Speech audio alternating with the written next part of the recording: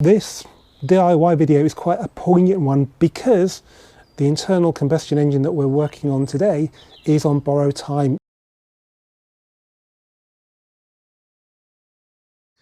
Hello and welcome back to the channel, and welcome to episode 3 of the new video series Road to the Ring, which covers the preparation of both the car and the driver in advance of taking my MK7 Golf GTI Club Sport S back to its spiritual home, the Nürburgring's Nordschleife. If you want to catch up on past episodes, there is a link to the Road to the Ring playlist in the description of the video below. Now, it's still over a month until the ring trip, but it's actually less than a week before I take to the track in the Club Sport S, because I've decided to get to know its ways on the wide expanse of Bedford Autodrome, which is much more forgiving of driver error than the gnarly Nordschleife. But believe it or not, Bedford is actually harder on your car than the Nordschleife because you're getting up to much higher speeds, so you're working the engine very hard, and then you're braking from those speeds, which is really hard on your brakes. So it would be foolish of me to not perform some preventative maintenance that could prevent problems happening on track. So there are 2 jobs I'm going to do. In today's video, I'm going to perform an oil change on this car, and in the next video, I'm going to perform a thorough brake fluid change. The good news is you don't have to own a MK7 Golf GTI Club Sport S, or even a Club Sport, or even a GTI to benefit from these videos. The procedure will be the same on pretty much every MQB platform car with an EA888 Gen 3 engines. That's MK7 and 7.5 Golf R, 8V Audi S3, including facelift, Octavia VRS, even Octavia 1.8, Seat Leon Cupra, and I'm sure many, many more. So let's get started with the oil change. Okay, let's start off then by looking at what you need to perform an oil change, starting with, I think, the oil. This is always a tricky subject because what the manufacturer recommends may not be actually best for a car that's driven hard or particularly on track. For example, the MK7 Golf GTI Club Sport S left Wolfsburg with 5W30 fully synthetic oil in it, and that was because it's actually thinner and therefore the car emits fewer emissions running on 5W30 than 5W40, but 5W40 is better at protecting the engine at high temperatures, and that's crucial if you're driving on track. So today we're going to use 5W40 oil. This is still an oil that Volkswagen approves for this engine. It's just not valid for long life servicing intervals, and if you're going to long life service a Club Sport S, you deserve to be shot. So we're going to use 540. We'll probably change it at least every 5,000 miles. This manual one seems to be the cheapest one on eBay. It's about 25 quid for 5 litres, and it's got the most important thing, which is the Volkswagen approval. So it's got VW 50200 and 50500 approval. Well, we just need 50200 approval for this car. I've checked that on Volkswagen's maintenance database. That's 100% perfect for this car. The only problem is this is not enough. You need 5.7 litres, so you're going to have quite a bit left over. But look at it this way, next time you do an oil change, you'll only need 1 can. In fact, the time after that again, you'll probably only need 1 can. Filter, it's pretty easy. Just get one from Volkswagen or get a MAN one from Euro Car Parts. There's not going to be an awful lot of difference in price. That's because if you read on there, it says MAN, so you're probably paying a little bit more for the Volkswagen badge on this, but it won't be an inferior filter if it's from Euro Car Parts and it's from MAN. I think these are about 10 to 15 pounds, so it's not a lot if you want the peace of mind of having, you know, a good filter in your engine. Sump plug, right, well, on the EA888 engine cars, maybe not all of them, and definitely not on the Mark 8, you got a plastic sump plug on a plastic sump. So there's no worrying about over tightening like we used to get on the aluminium sumps. It's a good idea to have some gloves because you're dealing with oil. These are, somebody asked about these, they're called Gripster Skins, and I buy them on eBay. I can't remember how much they are, but you get a lot more use out of these than a traditional glove. So as you can see, that's very second hand, and that should last me today quite easily. Tool wise, you do need a torque wrench for the filter housing. Well, you should use one. It's 25 Newton meters, so that's what we've got there. We've got a socket with a 32mm socket on a ratchet. That's for the filter housing, and just a simple stubby flat blade for undoing and doing up.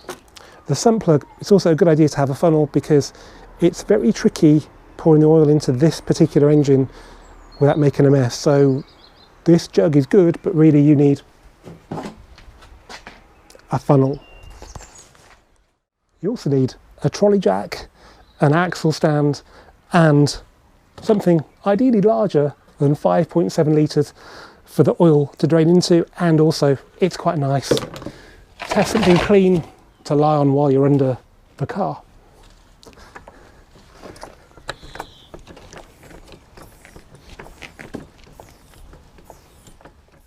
Now, before draining the oil, you need to make sure it's up to temperature, and you need to be careful because the coolant gauge can get to 90 really quickly while the oil temperature will lag behind quite a lot. So in this car it got to 90 within a couple of miles. It took a couple of more miles before the oil was actually showing on the temperature gauge on the trip computer, and that starts at 50 degrees.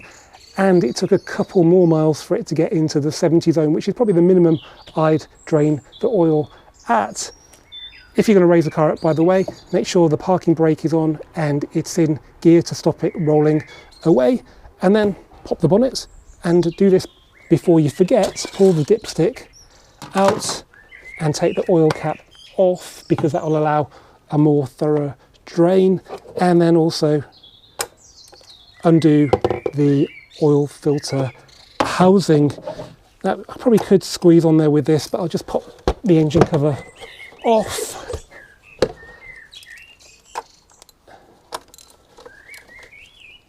And there we go. Now, what's important here is that you don't undo it fully just yet. You undo it only to the point where it starts to drain, and you'll hear that because it will start gushing.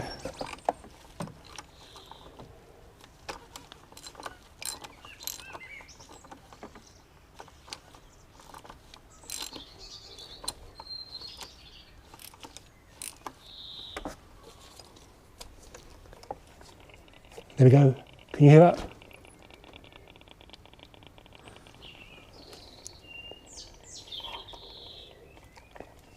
Okay, so with that draining, we need to get underneath the car and get the sump plug out. Now, the good news is with this car, and I think pretty much most of the performance derivatives, is that the under tray stops here, well short of the sump. So this is the sump, it's plastic, and here where there's a smudge of oil is the sump plug. So that makes life a lot easier. So make sure your drainer is in position, and let's get this plug out. Now, it's a lot easier than the old plugs. It doesn't really take a lot of force, and you just put your screwdriver in there and it will take a natural position in the plug, and then just turn it.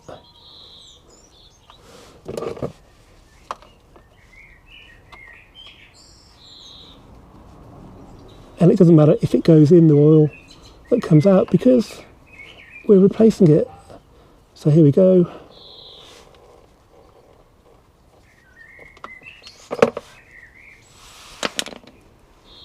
Out she comes. Okay, while that's draining, it's a good time to remind you how you can support the channel. The simplest way is just to subscribe. It's free, and I'm sure you know how to do that by now. We're very close to the magic 50,000, so every single subscription means even more now than it has done in the past. So if you haven't already, then please do so. If you have, then big thanks. The other way is simply to sell me your car. I presume if you're watching this video, you own a Volkswagen Group car. There might be other people, but majority will have Volkswagen Group cars. At some point, you'll probably want to sell them, and I am buying now for a very reputable dealership who can charge good money for the very best Volkswagen Group cars. Now, in the past, I've been very specific about what we've been after: Mark 7 Golf, GTI Club Sport and Club Sport S, as well as RS3, RS4, RS6 up to 3 years old. And that still applies, but if you've got a Q5 or a Tiguan or a Touareg in warranty up to 3 years old, then please also do get in touch. And we'd also be interested actually in really good spec, really low mileage, very late Mark 7.5 Golf Rs as well, and also GTI TCR. All right, back to the oil change. It's a good idea to lower the car to the ground while it's draining, because with it raised you may not get every bit of oil out of the sump. Now actually, while the car's still draining, I want to take the old oil filter out of its housing, because when I do this a bit more of the old oil might come out and I want that to go out of the sump, not be stuck in it. So I'd loosened the casing earlier, and all you need to do now is just give the filter a firm tug and it comes out. And then with a flat blade screwdriver, I knew we'd need one at some point, just pop off the old seal off the housing and replace that with a new one that you've previously lubricated with a little bit of fresh oil, and then just carefully slot that onto the housing. Put the filter in. It doesn't matter which way, although I like to have the writing pointing up, but I'm just weird like that. Make sure the filter is in securely, and then carefully thread that back onto the whatever part of the engine. And then when it starts to be too tight to tighten by hand, that's when you need your torque wrench. So 25 Newton meters.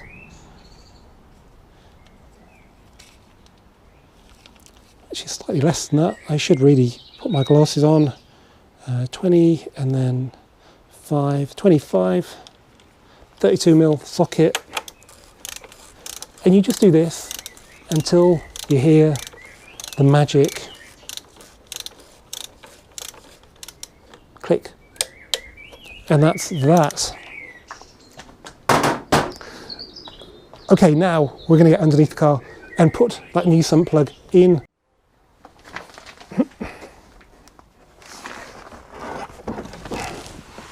Okay, so I put the screwdriver into the sump plug to start off with, and then just offer it up to the hole in the sump, and it should find the threads really easily, and then just keep on tightening. It shouldn't be too tight, and when you see it get very close to the end, you'll feel it just drop into place like that. So it's much harder to go in either direction from this position where it's locked into place. So yeah, I quite like these. Okay, now we just need to put the 5.7 litres of oil in the engine. So I'm using my funnel, and this jug's got the 0.7 litres in it. So we'll put that in. Now in the Volkswagen technical manual, it does say be very careful when filling this engine, because there's stuff at the just underneath the filler hole that makes it very difficult for the oil to go in. They did redesign this on the EA888 Gen 4 because it's so rubbish. So this is a process that does need a lot of patience. Okay, and then let's go for the full 5 litres.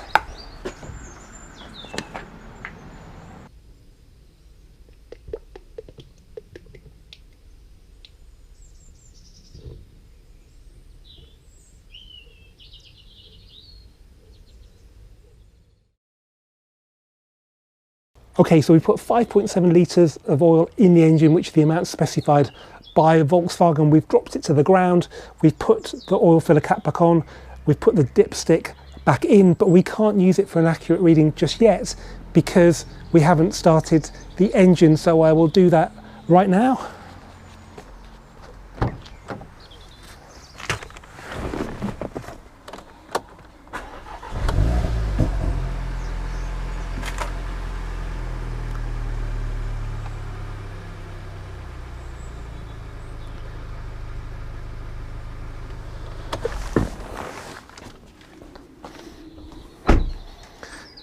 And that's all it needs to get the oil around the engine, and we'll just give it a bit of time to go into the sump. But this won't be 100% accurate because we're not really perfectly on the flat and the oil's not up to temperature. It really needs to be stopped after it's up to temperature. Leave it for about a minute or so, and then you'll get the most accurate reading on the dipstick. So bearing in mind it's pretty cold now, I reckon we should be somewhere roughly about 1/2 to 2/3 up the dipstick, which will equate to being close to the max when the engine's warmed up. Let's find out. So pull the dipstick out, give it a wipe with a clean cloth, and then dip it again. And let's see what we've got. Yeah, that's good. So I'd say that's pretty much 2/3 of the way up from minimum towards maximum, which, when the engine's warm, should be perfection.